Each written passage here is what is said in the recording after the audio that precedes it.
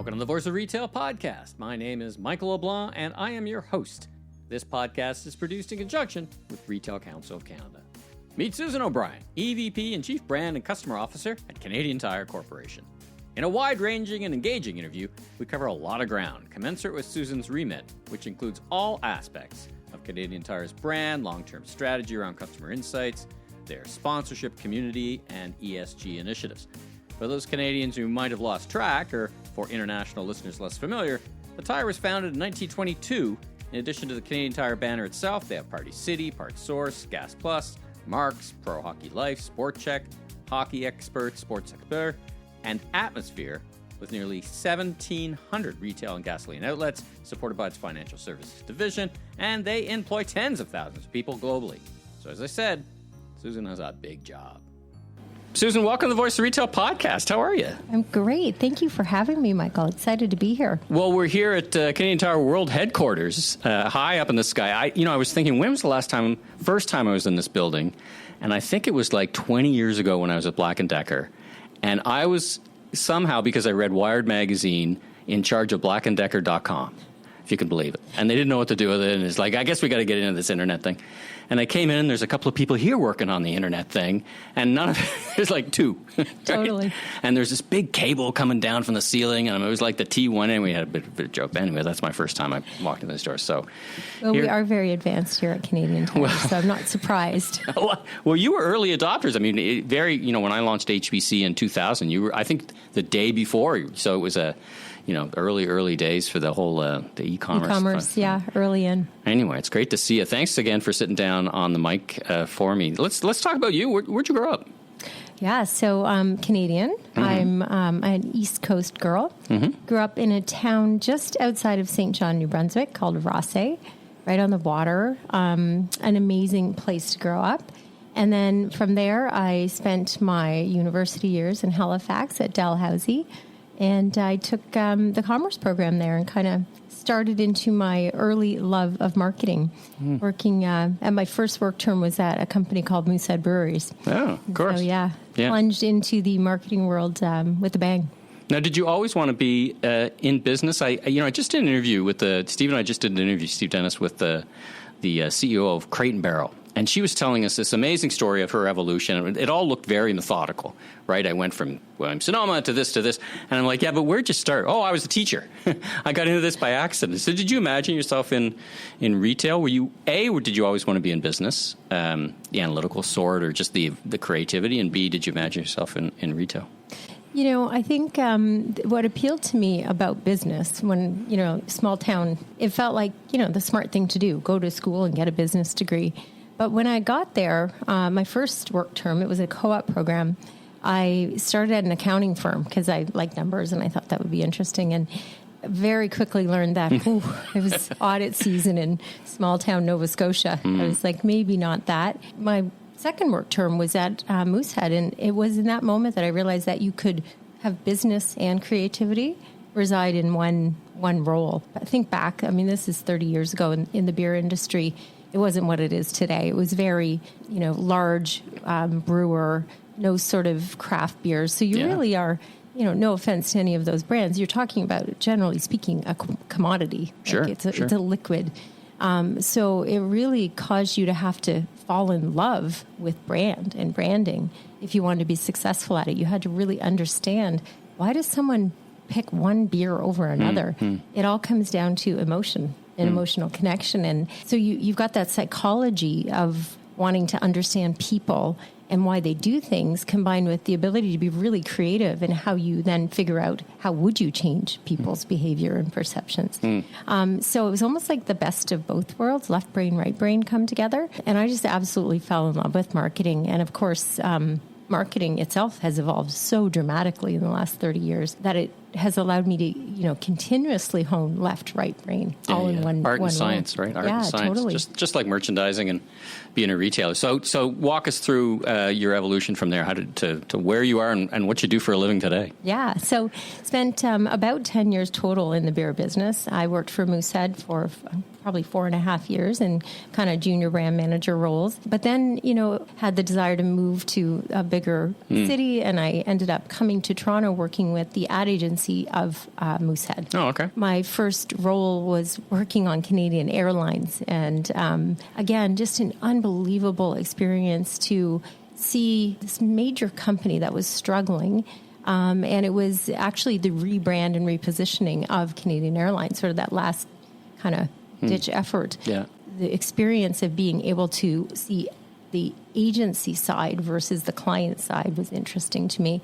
But I realized very quickly I missed the client side. Yeah. And I went back to the beer business. I went to Coors Brewing Company in Canada. It was a joint venture with Molson at the time. Again, back into really exciting times. It was still the era of the bigger brands. And we were trying very consciously to change the perception of Coors Light. It had been perceived at the time as sort of like, it wasn't exactly a cool brand. So again, another big challenge. I got an opportunity on this massive brand globally, but then really in Canada, in a smaller market, to grow it. And so successfully we did that. Again, back to the same principles of, what motivates people? Why do they care? What does a young person want to feel when they drink this beer? Great experience. And then I got a call from... I'd been told, this is often what you were told out of university, certainly around the globe, but definitely in Canada, your major first step should be working at a packaged goods company. That's sort of the grounding you need in marketing. And so I kind of skipped that by going to packaged goods, but it was beer. So I went to Campbell Soup Company, and that was an awesome move from my perspective in terms of my ability to sort of tick that off, get that sort of full P&L experience. If you said the beer business was all about brand image, when you move into products like soup or Goldfish snack crackers, there is more features, benefits. There's that sort of commercialization of innovation that's required to keep things, really sort of interesting and fresh. And so getting that experience was super. And then I went on maternity leave, took a couple of maternity leaves. And on my second one, I got a call from a recruiter with respect to this role at Canadian Tire. I wasn't really looking. What was your first thought? I mean, it's different from packaged goods. You're moving to retail, and B, you're moving to made in Canada. So that, to many, that's very interesting. You don't have the global footprint of innovation, but all the decisions are kind of made in more or less in this building, or at least amongst the dealers. They're made in Canada. That's for sure. Yeah, and you're really onto something there. I mean, I think in Canada there was a long era of, when you did work in packaged goods, you did get an opportunity to really run the strategy and, make the creative specific for the market, et cetera. And over time, as globalization became less and less. Lots of great learning there, and there's still really great marketing coming out of Canada and a lot of those companies. But the first thing I thought was it is really nice to think about working for a totally 100% Canadian company. And so it was appealing. Now, at the time, Canadian Tire was in a different spot, though, from a brand perspective. Maybe not the peak of their brand in terms of perception and where they were. There had been a lot of things that had gone on over the years. And so it was a little bit of, I did feel like, oh, wow, this brand, it has an opportunity. Like, it's such an icon in the country, but it doesn't feel like it's where it should be. Heritage brand, but wearing a bit of its age a little bit maybe. Back then. Yeah, I think we're a company that fundamentally has learned we are better with big challenges in front of us. It makes us better.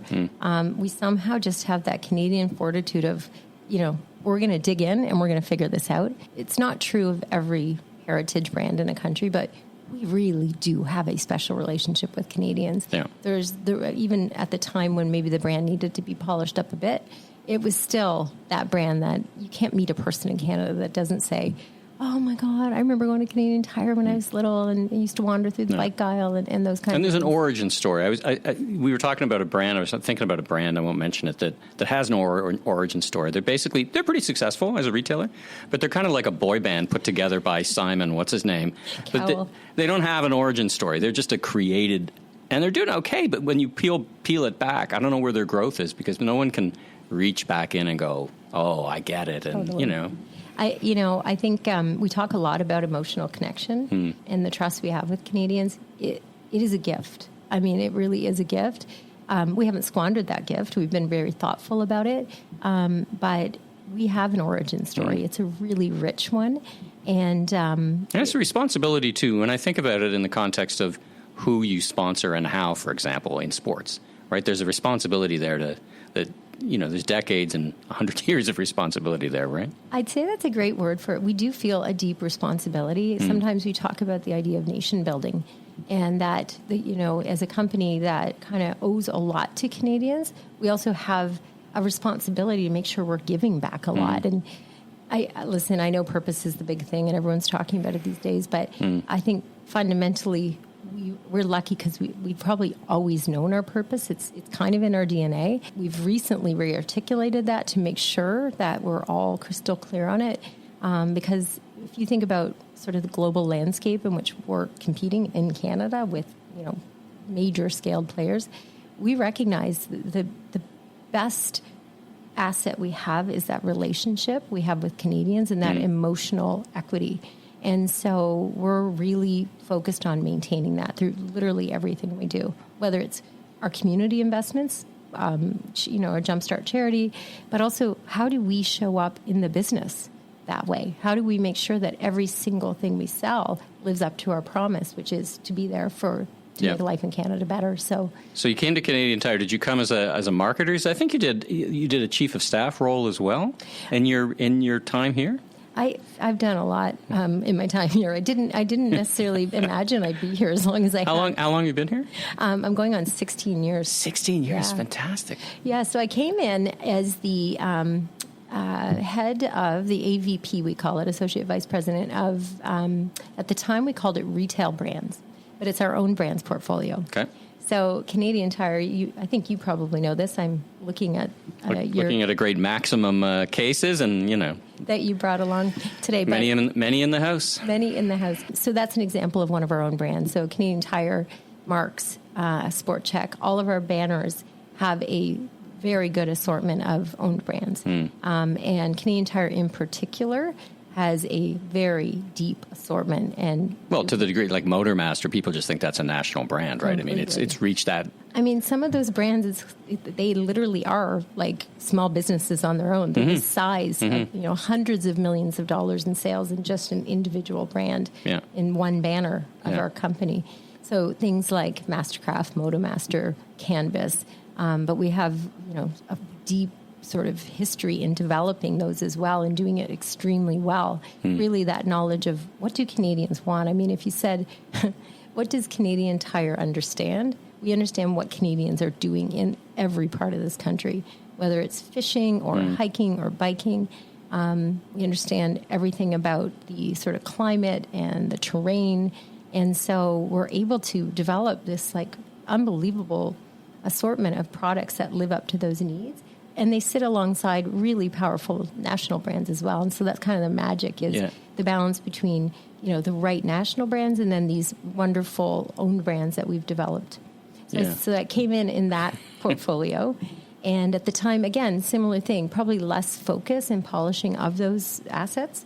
And we've spent I started there, took on a number of roles since, but that portfolio is on fire today. The team that does it is just unbelievable. Right place, right time, right evolution. I mean, you run like a packaged goods place. Is there a kind of a side question on that? I was touring some Australian retailers through Canadian Tire, and they were kind of taken aback by how many different. I'm like, that's one.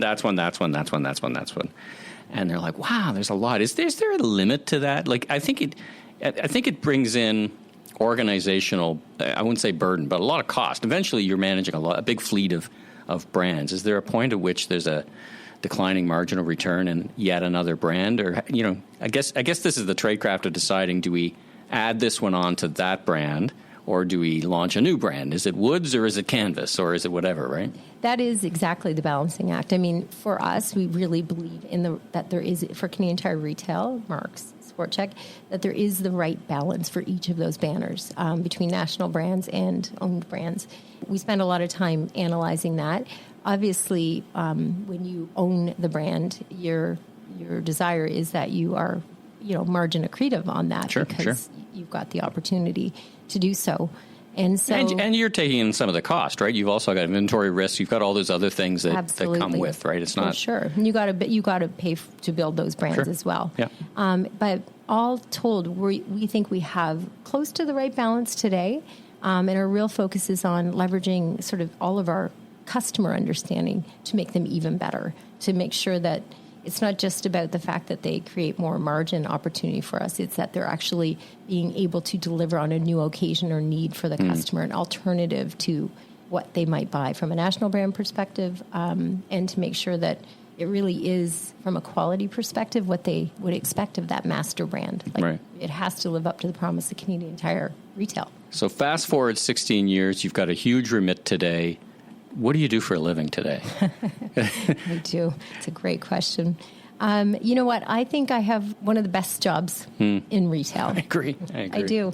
I love it. It's a great remit. There's a few things. I mean, just what's in it. Obviously, marketing for the corporation. We have teams that do marketing for all of our banners.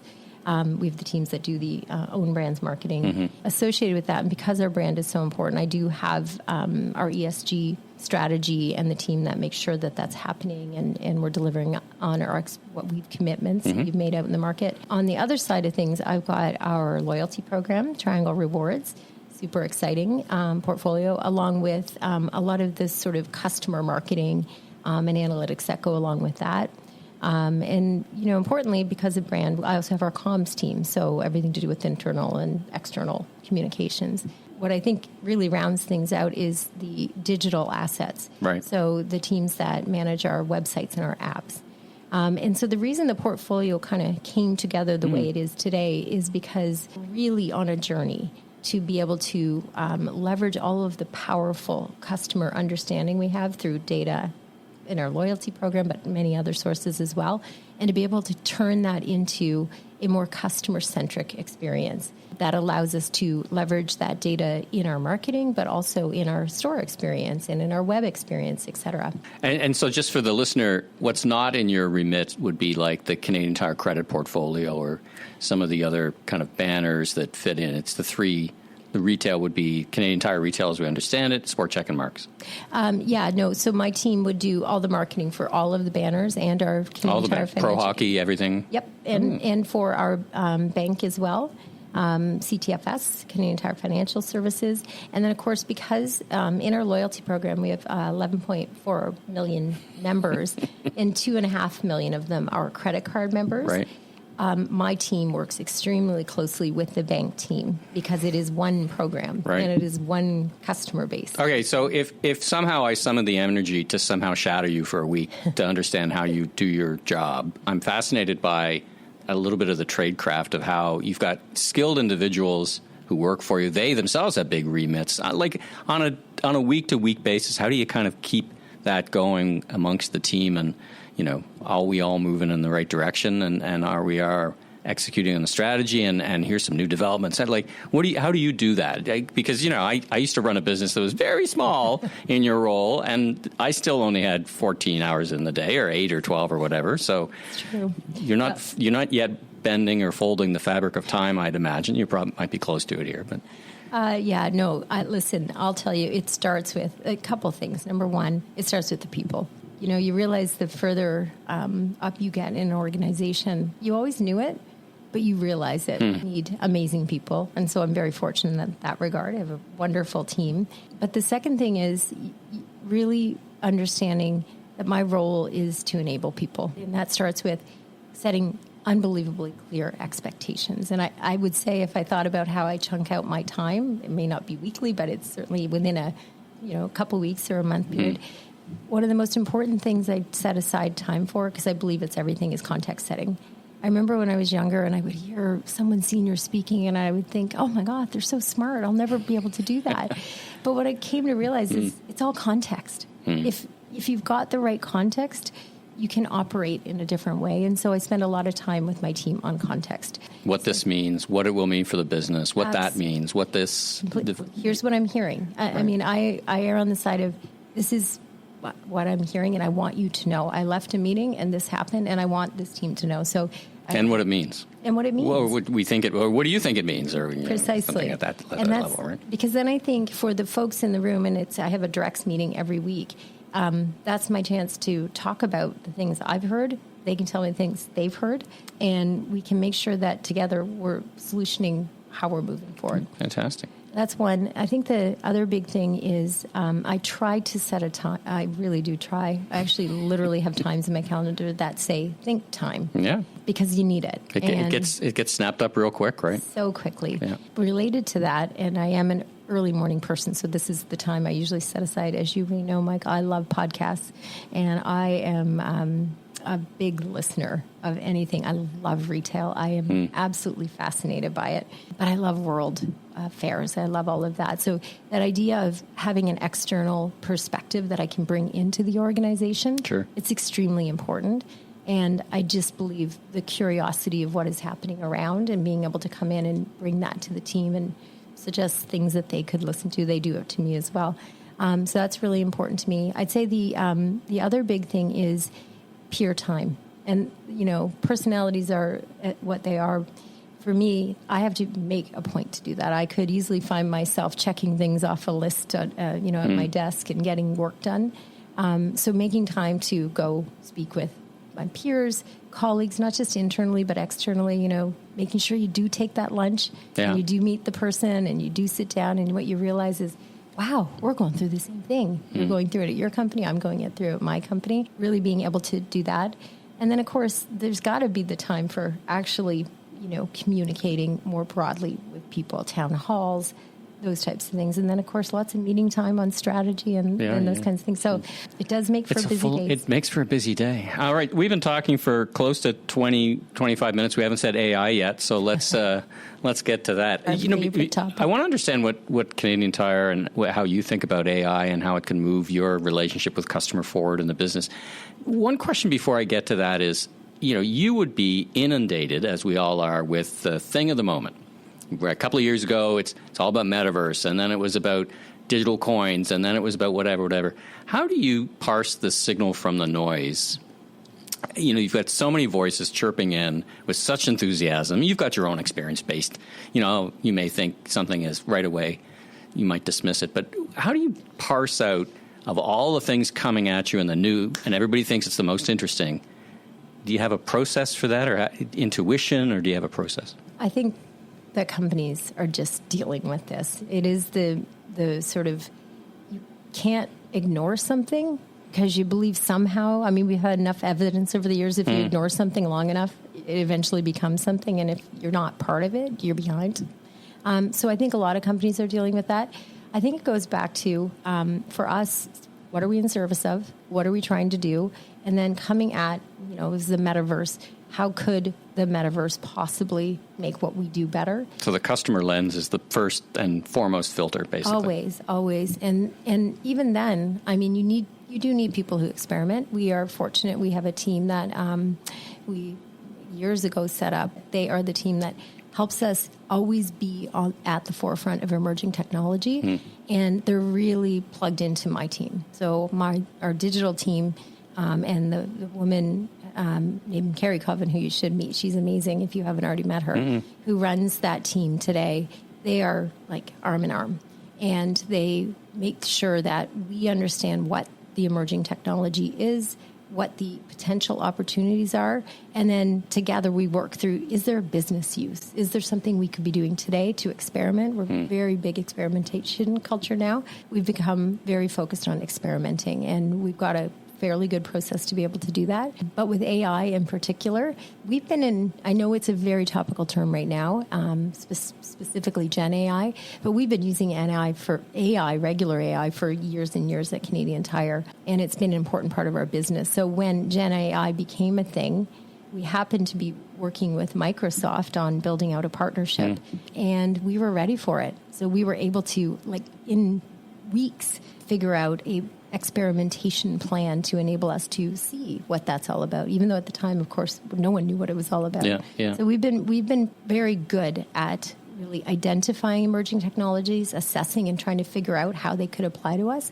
And in particular with AI, we've got lots of great use cases of what we've used in the past. One of the ones that we just were chatting about yesterday, we developed internally called Tetris.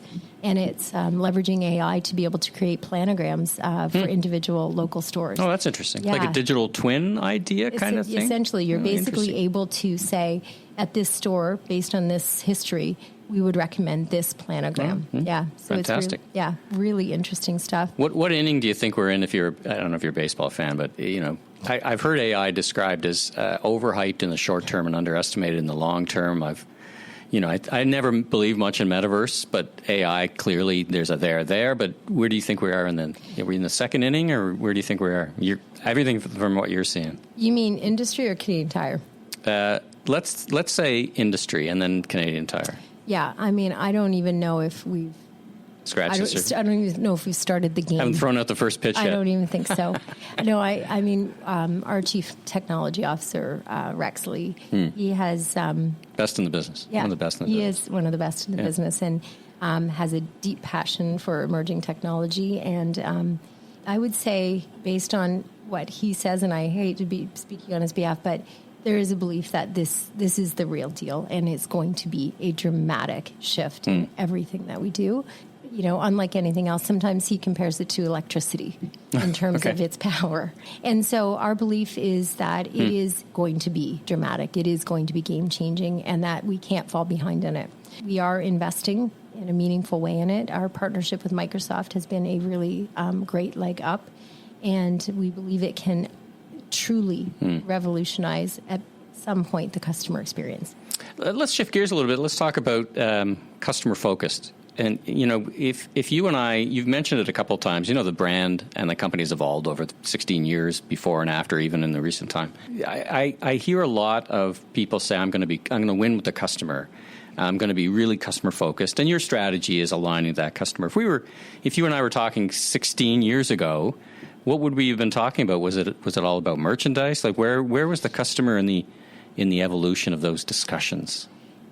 It's interesting because when we say we're going to become customer-centric, I think what we really mean is we're going to double down on customer centricity, because we always say, if you go back in our history, 100 years, the way we decided to go to market, so Canadian Tire started in 1922, it was a small tire store, Toronto, and then the belief as the world started to evolve and cars became a bigger thing, and we thought we could sell people, more things for the needs they have. That was really the sort of first, well, if you have a car, then you're probably able to drive to a cottage. If you can drive to a cottage, you're probably going to need a barbecue.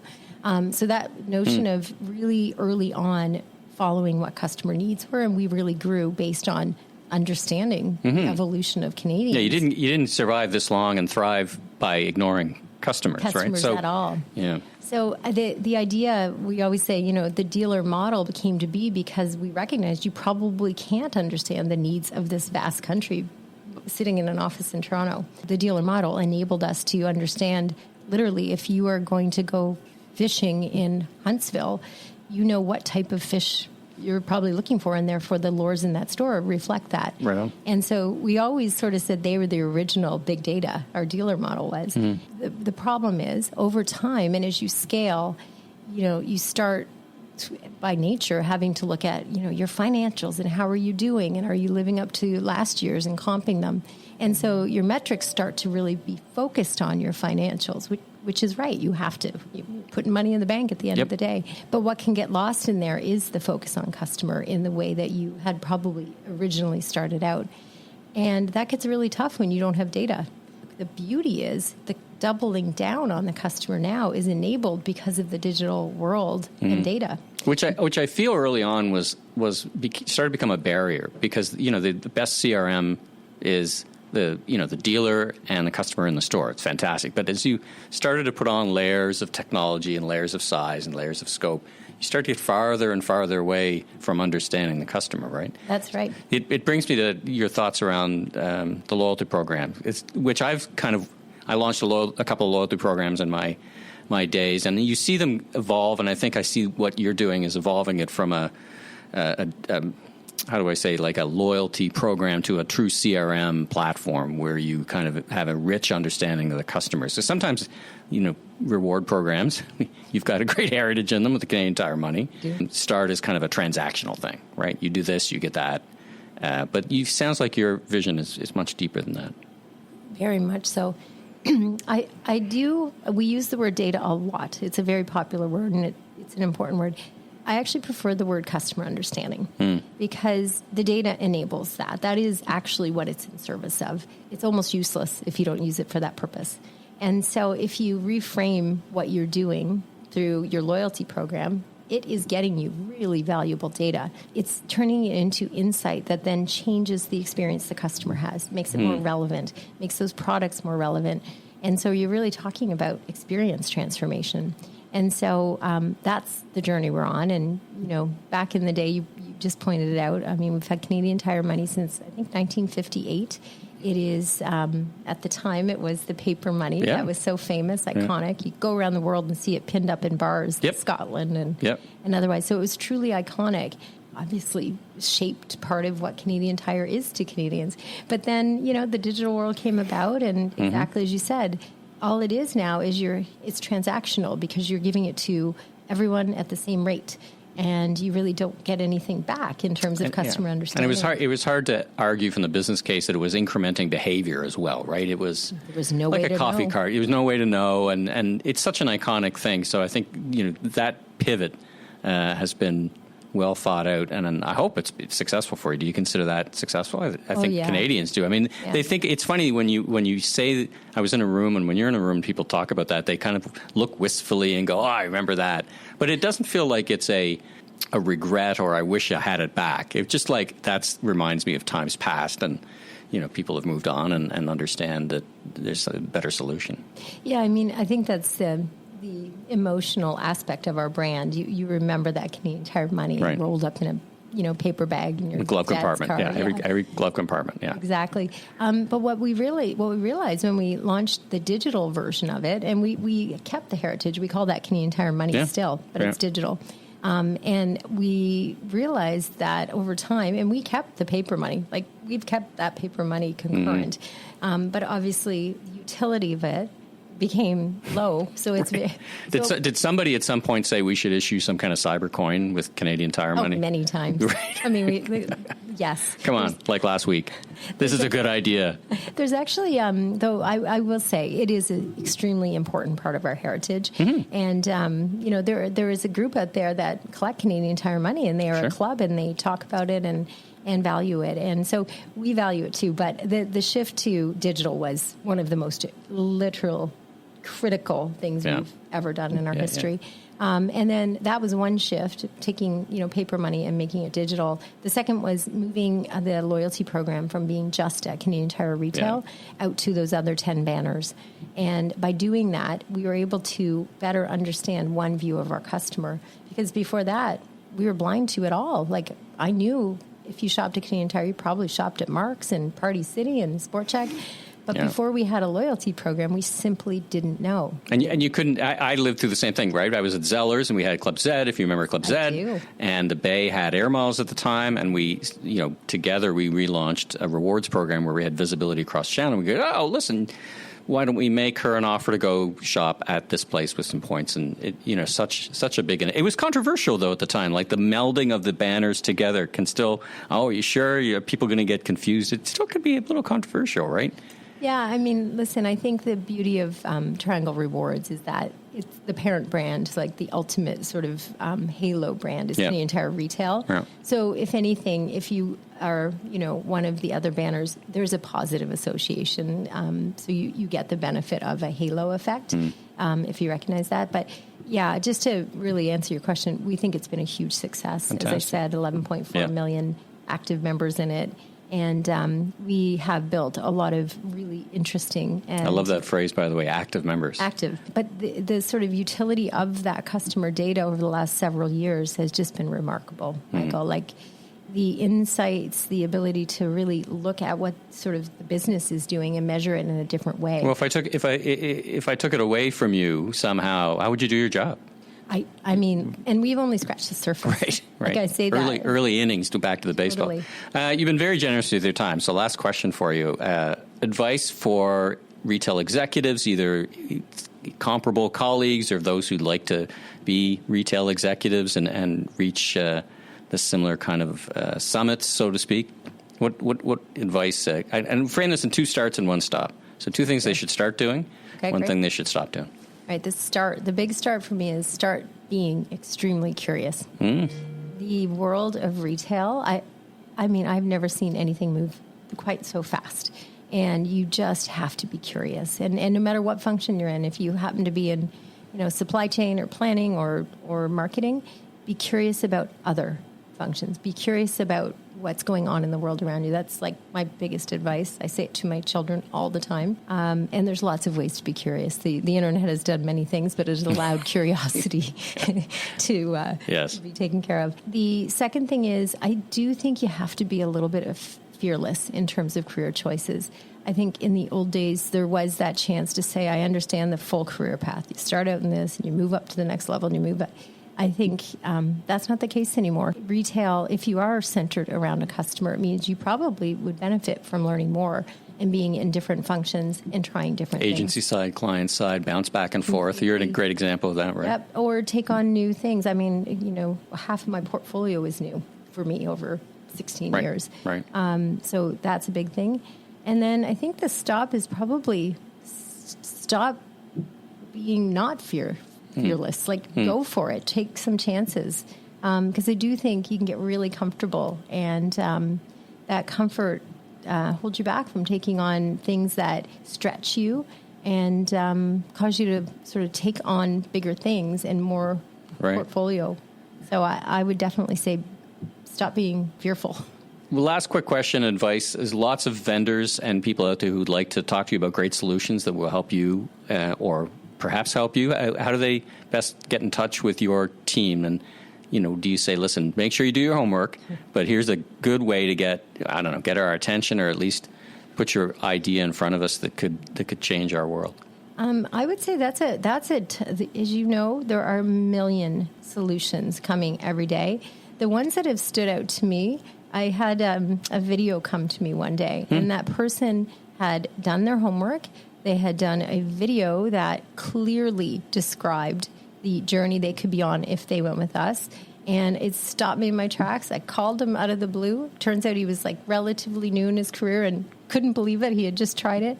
But you got to be creative because it is tough getting in front of people. But also go to shows. Our teams go to the shows. As I said, we're a very curious lot.